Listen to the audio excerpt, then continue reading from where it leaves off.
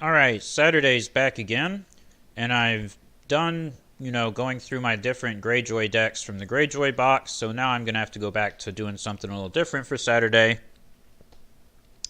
And I figured what I would start doing, at least for a while, however long I feel like doing it probably, is going back to the old agendas that I have not gotten to on my channel, and there's no telling when I will get to them. So I was like, well, we can just spend Saturdays going back to those and trying to use them again and seeing how those old agendas and old decks might look, sort of with some newer cards or just in a newer state of the game. And we're starting with Fealty, and then we're starting with Baratheon. So Baratheon Fealty. This was probably the first deck that I really made when I started playing the game. I was trying to play Baratheon, and I just made a Baratheon Fealty deck that looked sort of like this.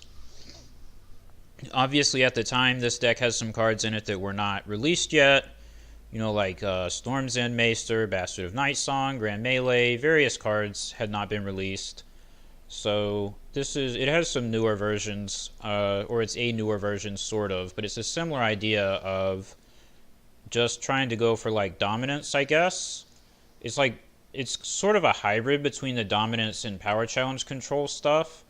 But I would definitely say it's more of a dominance style deck. Your goal is to sit there and win dominance and power challenges and do your best to not get killed by other stuff in the meantime.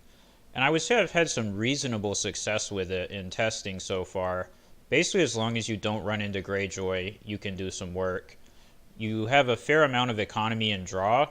You have surprisingly decent draw with, like, Insight on Big Melisandre, the Storm's End Maester, the Red Keep, stuff like that. I think I had even more draw in an original version of this deck, but I toned it down a bit.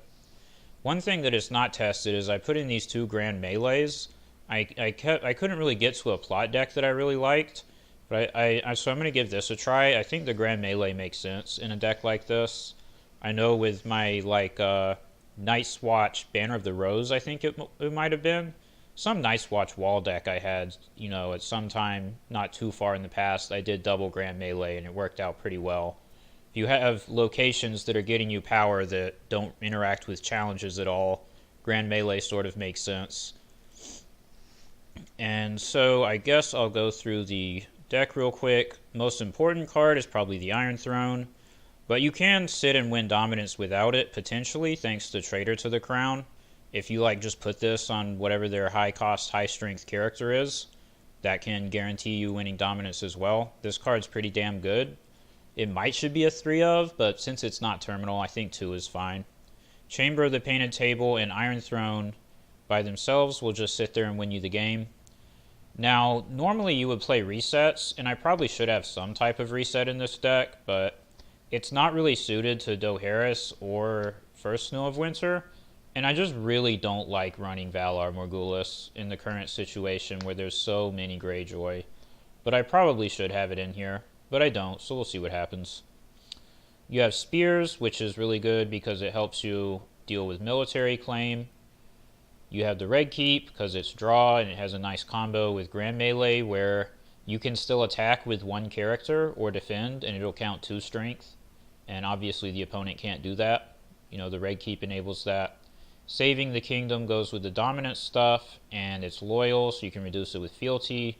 And it helps set up Grand Melee, because you can kneel, like, chumps that would be used to attack alongside more dangerous characters to be able to attack during Grand Melee. Milk is essential. I did not have this in the deck originally, but I think it's too important and too good to not have 3 milks in, like, every deck right now. Maybe Greyjoy can get away with not running milk because Greyjoy, but probably every other faction I'm going to have 3 milks. The characters, we've got some dominance characters. Begging Brothers are always good. I have one Bronze Jan Royce, or however you say this guy's name. I don't know if this is correct, but I thought it would be kind of a dank meme because you actually can use his ability with the Iron Throne. So that kind of goes together, I guess. You can also kneel Great Halls to stand him. And I put in 1 Gates of the Moon because he can also use that. Devin, Dominus, Fiery Followers. This is like the most questionable character slot. I really couldn't find anything to put here that made sense. I ended up just going with Fiery Followers because they do have dominant synergy, but I don't know if I'm very happy about it. Littlefinger, might should take him out. I don't really know why he's here, but I don't know what other character would be here. I mean, he's not... Littlefinger is generally not bad. Maybe I'll come up with something else. A couple Crescents, because Frozen Solid will make you lose the game. Dominant Melisandre and King Stannis. He's in here somewhere. There he is. Robert, of course. And some pretty typical characters from there. The Storm's End Maester is quite nice. I like this card. I'm really happy Baratheon got this. A playable 2-drop. And he's loyal, so he gets reduced by Fealty, which is nice. The plots, we have Peace and Prosperity, King in the North, trade routes. A Feast for Crows because dominance and counting coppers. Pretty straightforward. A Noble Cause could be in here. I think I have 5 lords and ladies. I guess 6. Shireen is in here. It's a little bit questionable. I think it's okay to do without for the time being. So let's get into a game and see what happens. Fingers crossed for no Greyjoy. If it's Greyjoy, I think the win rate is pretty low. But if it's not, then maybe we have a chance.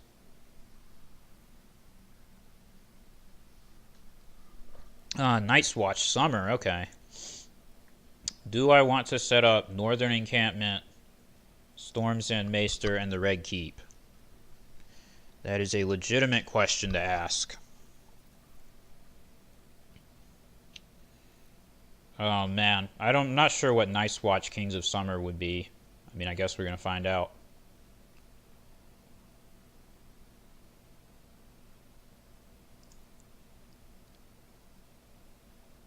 I don't know. I think I'm going to mulligan this. I feel like I'm going to regret it. I think that worked out. This is probably better. Can set up like Great Hall. I could set up a dupe Stannis. I mean, he probably doesn't have March to the Wall. He's Kings of Summer. I'm going to go for it. YOLO, right? Now, if he does march me, I'm going to be a salty boy. Looks like it's Builders. Builders is not going to run marched. I mean, surely they wouldn't do that. Ha! Get screwed, Summer Harvest.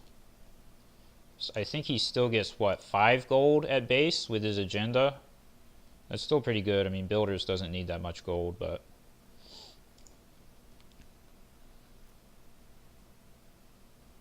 I think I'm favored against Builders.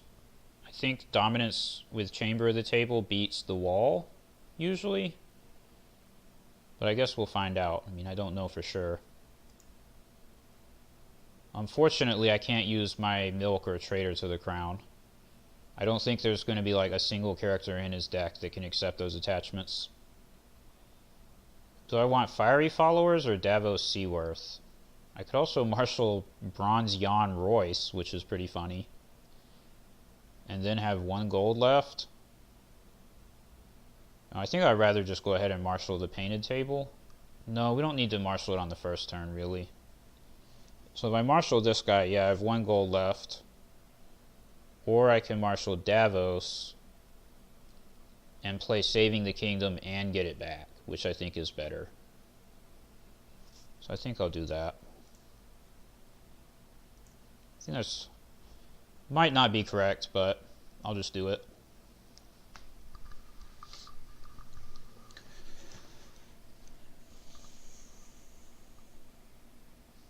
I don't think... oh, yeah.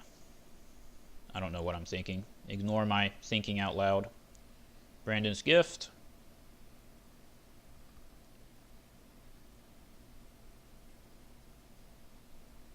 Well, he's got the Shadow Tower Masons, but they don't have icons yet. They need 3.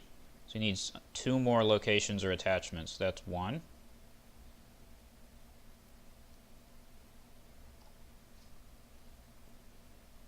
Surely he has like Craven or something that he can marshal, right? I feel like he has to.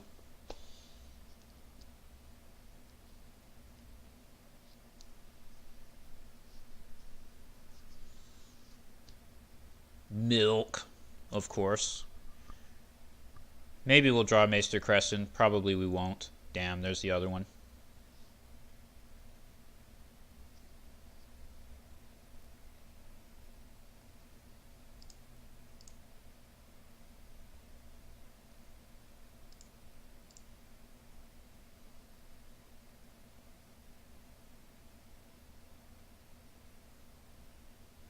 Sit down.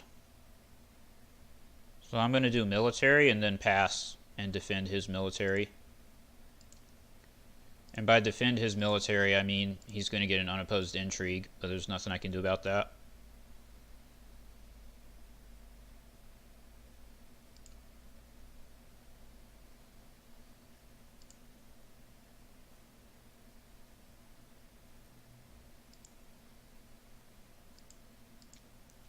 And next turn is obviously the king in the north.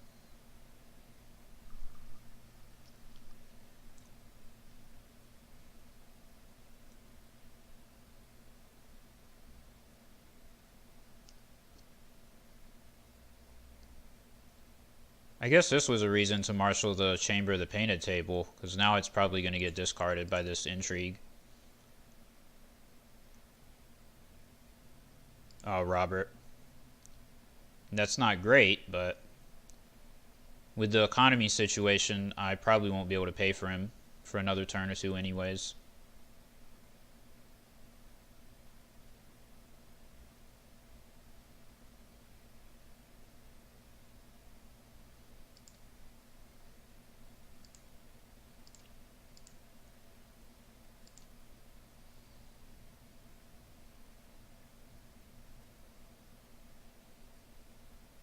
This saving the kingdom is going to do a lot of work against these little builder guys.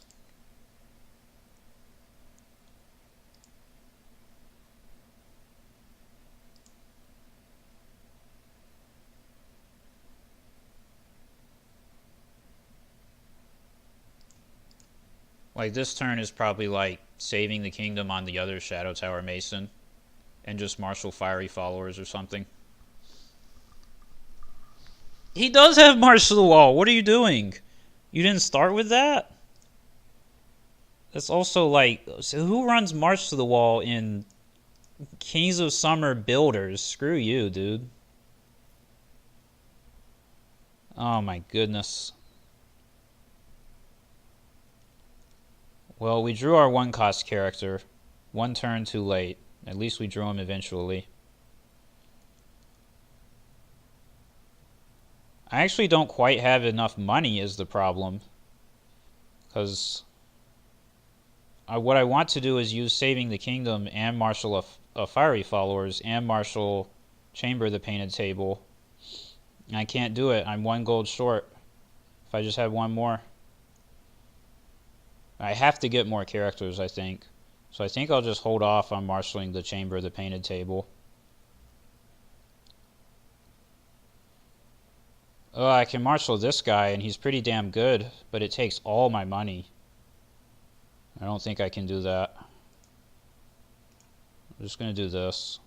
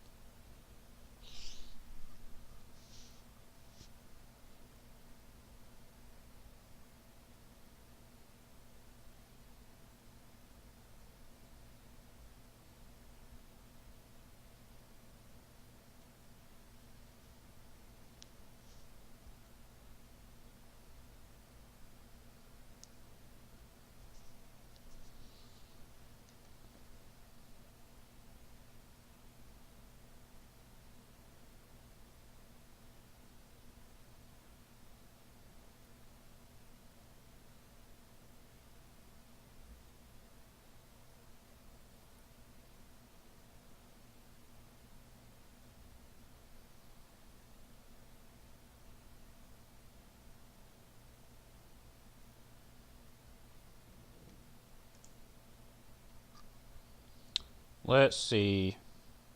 Maybe I'll do a Feast for Crows next turn, just because it's 6 gold. And I don't want to use trade routes until like as late as possible.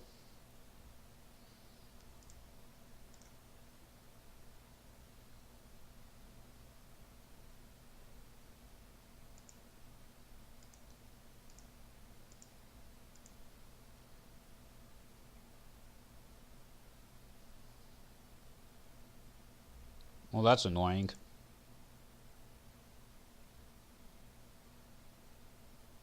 I guess I should have remembered that was a card.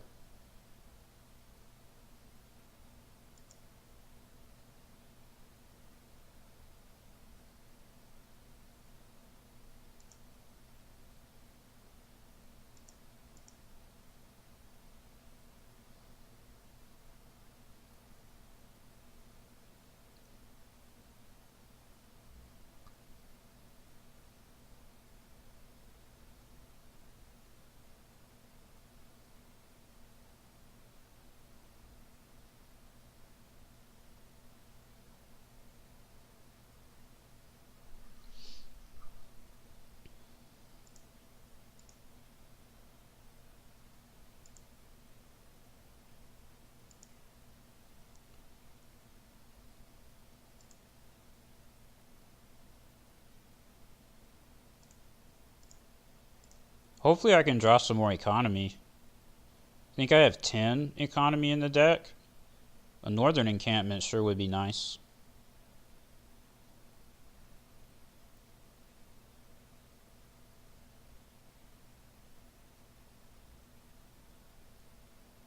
The Red Wedding, what the hell? What is this guy's plot deck? Like, what is his deck in general?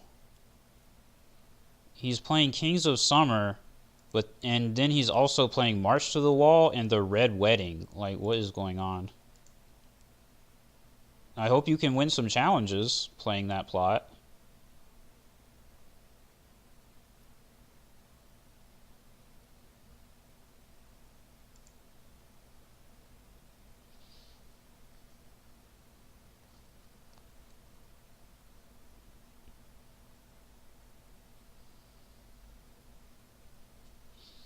The Dragonstone port is very much appreciated. So with 6 gold, I can marshal the Bronze Guy and Dragonstone port and chamber the Painted Table and still have 1 gold left if I want to use Saving the Kingdom. It's pretty good.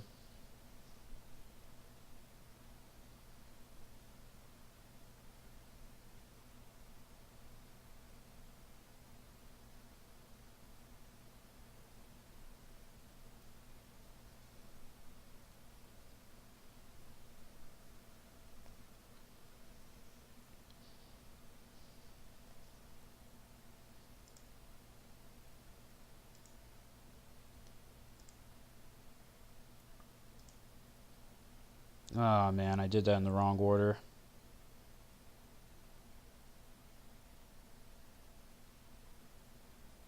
Oh, that's frustrating. Well, we'll just marshal Melisandre instead. I was supposed to discount the chamber, the Painted Table, instead of Melisandre, but this is fine.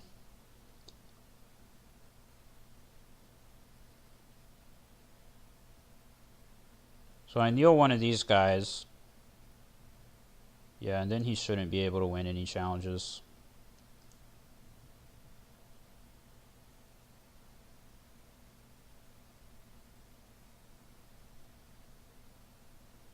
And now I can do trade routes.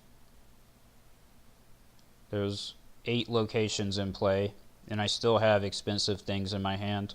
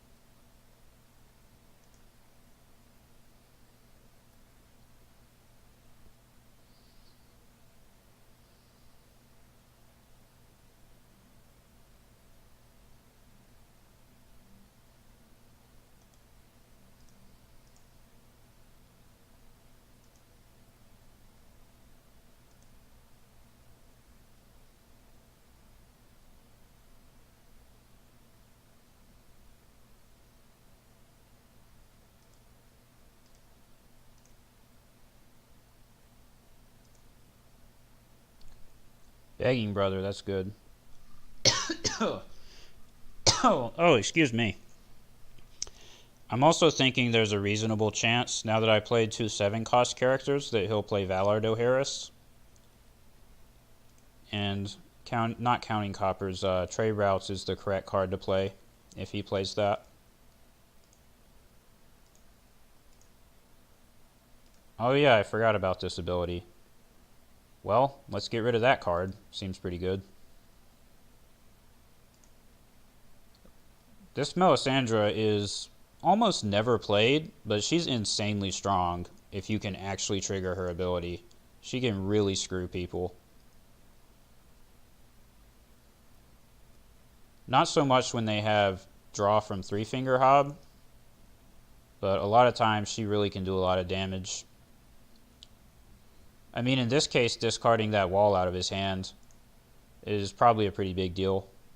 I mean, knowing my luck, he just drew another one, but normally that would matter. Also against decks that are relying on like a few big characters with really strong effects, like a Stark deck with Wyman Manderley, if you can get her to pick one of those out of the hand and just kill it before it can ever be marshaled, that's a pretty big deal. I definitely had a game against a Stark opponent where like I killed Robin Wyman with her ability and he never was able to marshal them. This is pretty ridiculous. Well, he didn't play a reset. That means he probably doesn't have one, which is really bad news for him. I think he's going to lose if that's the case. I think he's probably going to lose either way, but he's definitely going to lose if he doesn't have any resets. Let's be super safe and do this. Maximum safety right there. Now, do I play this guy? I think it has to be this guy. Or I could play Littlefinger. Let's play Littlefinger while we can afford him. I think my board's big enough that I don't need the extra stand from the Bronze Beyond guy. I think this is okay.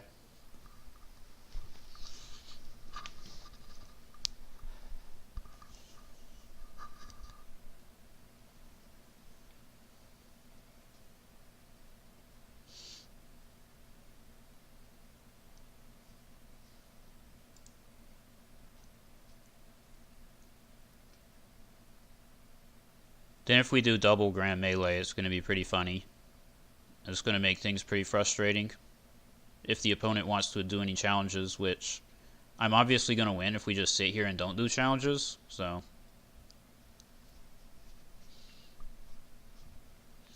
Speaking of which, Howder is very annoying, and like he has Castle Black and stuff, so I'm just going to pass. I'm not going to declare any challenges. I don't need to, so I'm not going to bother with it. And it would be very unlikely to accomplish anything at this point. Well, he doesn't even have any power to take off his faction card.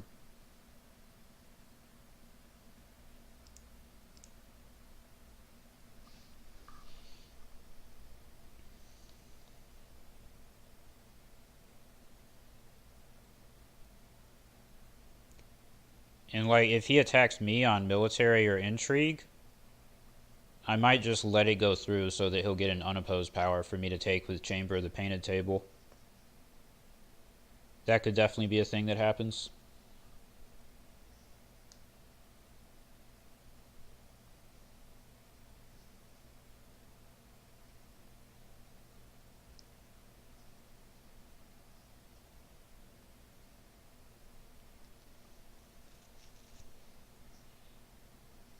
Oh, 10 strength. Spooky. Oh yeah, let's say unopposed. For exactly the reason that I just said.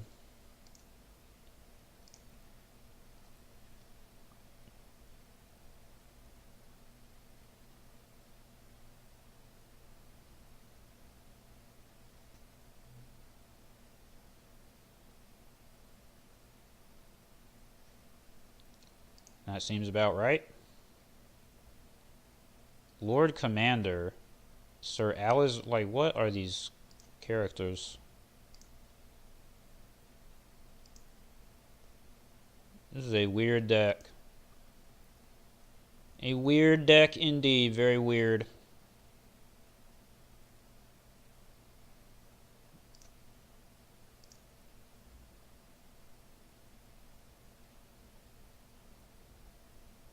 Well, let's do Grand Melee.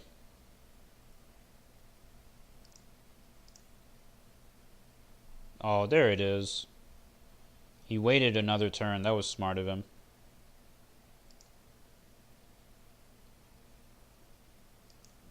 Let's keep Begging Brother and Melisandre, probably? Yeah. I don't really care that she has Craven. I mean, I'd rather that she didn't, but I probably won't use her to attack unless I'm going second anyways.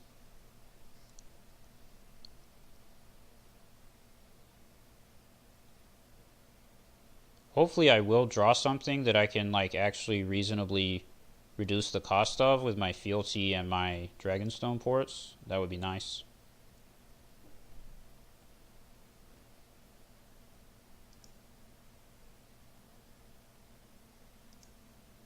Well, there we go. I guess I should have got rid of Melisandre because I have the other copy in hand. That's why I held on to 2 copies, right? Oh well. The Stannis was milked, so it's not a big deal. Now, do I play Bronze Royce? Probably. Yeah, I think that makes sense. We'll probably play him. And this guy's free, so why not? And now that the opponent played Valar Dohaeris, we can use a dupe. It's arguable that I should still hold this dupe in hand to absorb Intrigue claim, but I don't plan on letting him win an Intrigue challenge anyways. Unless he really wants to force it through and, you know, kneel 4 characters or something.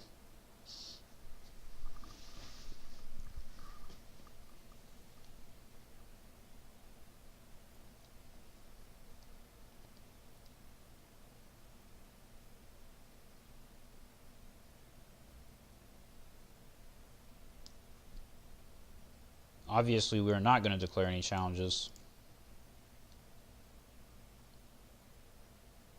Oh, this guy can actually take attachments. Maybe I'll put Trader on him. Yeah, definitely not going to declare any challenges.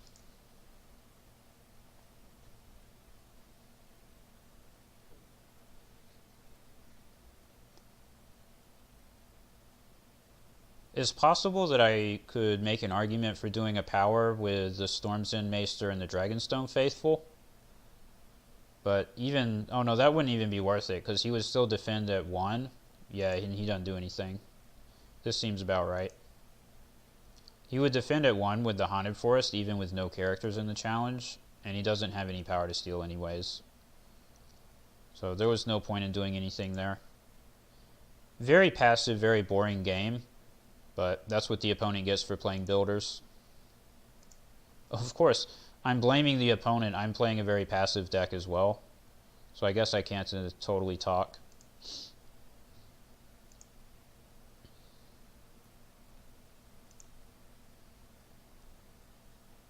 I have enjoyed playing this deck though, where at one time, when I had been playing it a lot, I really got tired of it and started to hate it because I just played it too much and it became boring. And I'm not a fan of the dominance mechanic overall, but right now my enjoyment... another milk, screw you. And of course I still don't draw a Maester Crescent, why would I ever? My enjoyment of the deck right now is being driven by the novelty of it because it's so totally absent. Like, you never see this type of deck or these cards. Which is probably correct. I don't think it's good because your win rate against Greyjoy is like 0%. But it's surprisingly like viable in normal matchups. And by normal matchups, I mean against factions that aren't retardedly overpowered at the moment.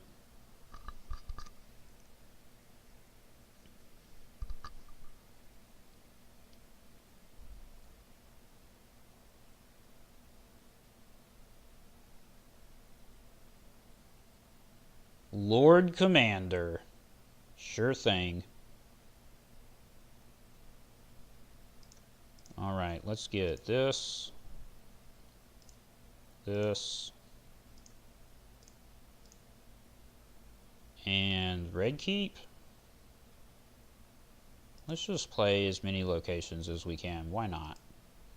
And this guy.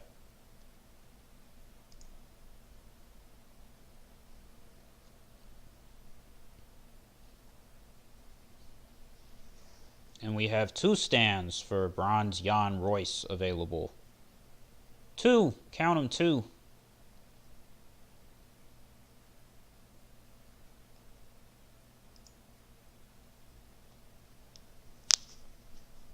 I guess I'll wait on these Storm's End Maesters and not use them to draw cards until his challenges are done, since I'm able to go second. You can see one nice thing about this deck is, like, even though he's spamming Craven and Milk of the Poppy, on 7 cost characters, I really don't care, and it's really not going to matter. Like, it's unfortunate, but this is not my win condition. It's okay for her to just sit there and be 6 strength.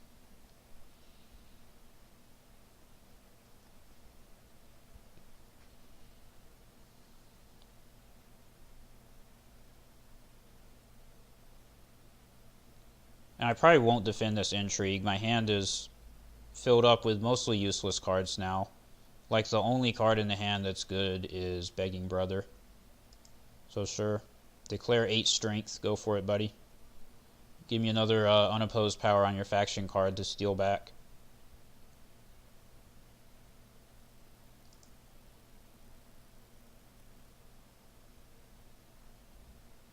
I guess he gets a Lord Commander power too. But there's no way he's going to outrace me at this point to 15 with Lord Commander. That's not going to happen. My luck, obviously. 6 cards in hand, 5 of them basically useless, and his intrigue hits the 1 out of 6 that was useful. That was guaranteed to happen, but it's okay. We have like 4 cards that we can draw this turn, so it should be fine. The game can only screw me over 1 card at a time on intrigue. I can balance that out if I draw 4 cards in return. I think he just gives me a free renown by doing this. Oh, he's going to use Halder. I should have... This Halder's so annoying. I should have remembered that. And he has enough garbage to kneel with Halder that I'm not going to try to cancel it with the Begging Brother. I'll just save that for 3 Finger Hob.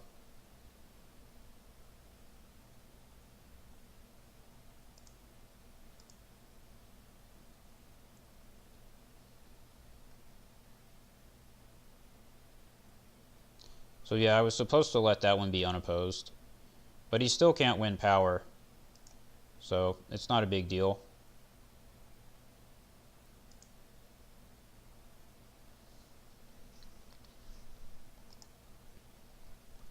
I do miss out on the renown on Bronzion Royce though, and the opportunity to declare my own military challenge with him. That's a bit unfortunate.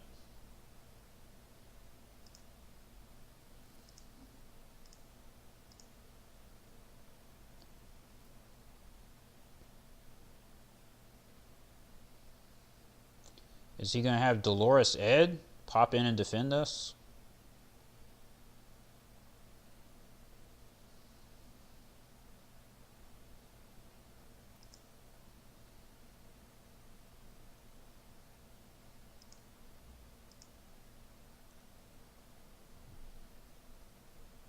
Oh, it's a practice blade. Sure. Look at this. These guys are so good. Oh, I love them. More cards. I demand more card draw.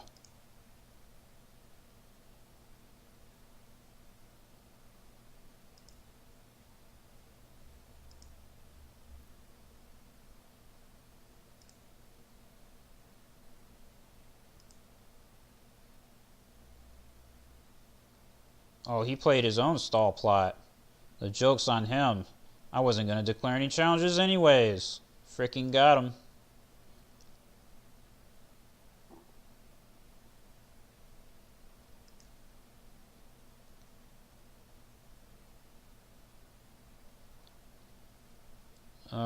Let's play Gates of the Moon. Why not?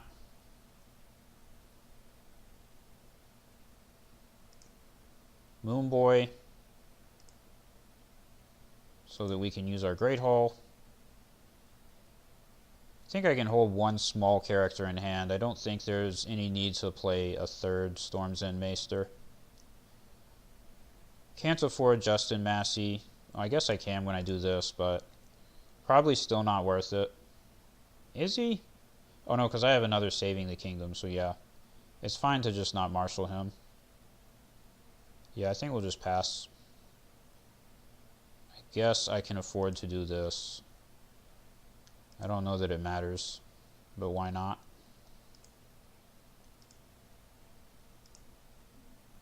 Why not do that? Now you don't count for dominance and your stupid ability is gone. Haha. Got you.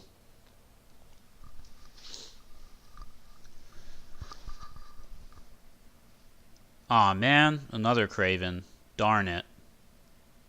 How am I going to win now? I can't attack with Bronzeon Royce. Surely that's the character it's going on. That's pretty incredible. 28 cards left in the deck, and I never drew Maester Crescent. But again, the joke is on the game. Trying to screw me with draw luck doesn't matter. Still gonna win.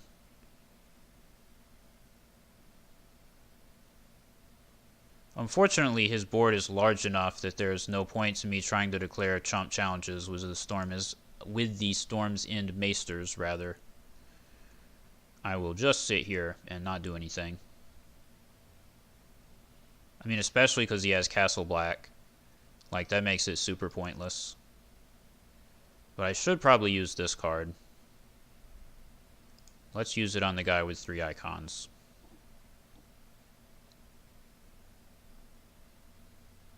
And now we can get both of those back when we win Dominance. That's nice.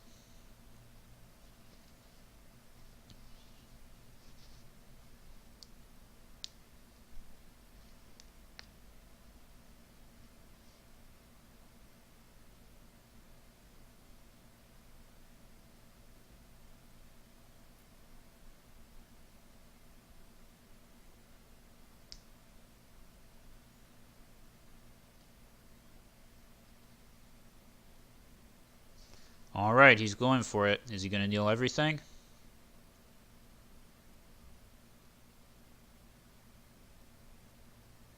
I think he probably can get this challenge through if he really wants to commit to it, because Halder can give him 6 strength buffs. Yeah, there's 6 things for Halder to kneel. So he's basically attacking with 22. I can defend with 2, 4, 5, 10, 14. Yeah, not enough, unfortunately.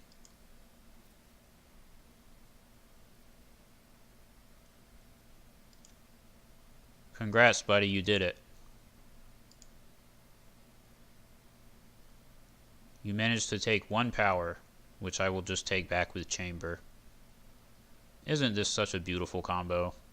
This is really fun and interactive when you have 2 cards that just win for you without you actually having to do any challenges. It's great.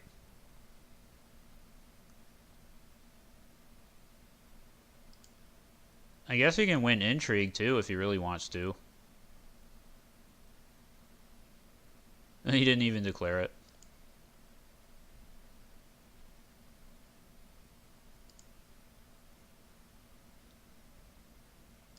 Oh, I forgot to draw my cards with the Storm's End Maesters. That's unfortunate.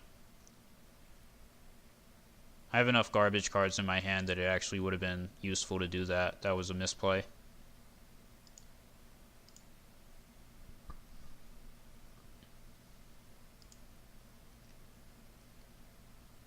Now the question here is, do I play trade routes? Like, does trade routes make sense? Yeah, because if he does Dohaeris, then this will be good. Which, I mean, is this actually helping him more than me? I'm not convinced that it is. I mean, it definitely isn't, given that I have a 3rd Melisandre that's going to get played out without these negative attachments. It's definitely better for me with that knowledge in mind. But even if she was actually going away for good, I mean, look how much stuff he has to lose. His board is bigger than mine at this point, probably by a substantial amount.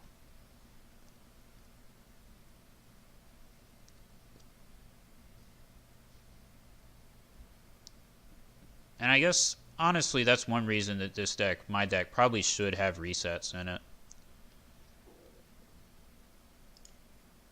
Because if you get the location wall set up, like, it's so good to clear out characters, and then you can just sit there and win off of your locations.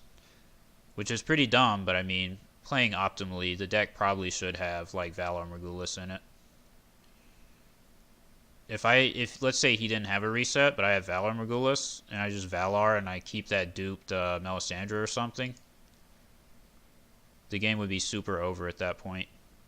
Luckily, I don't need it. I'm still going to win. I mean, As always, I don't like to say 100%, but I don't see how I could lose at this point. This would be probably the most insane comeback I've ever seen if this dude managed to come back here.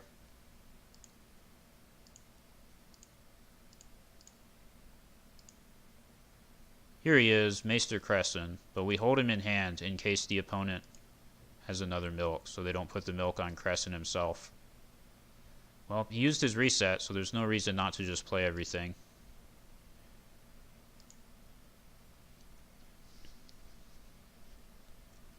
Yeah, him doing that, which I kind of thought that he would, because sometimes people do, if they're stuck, like he was just stuck and not able to really do anything,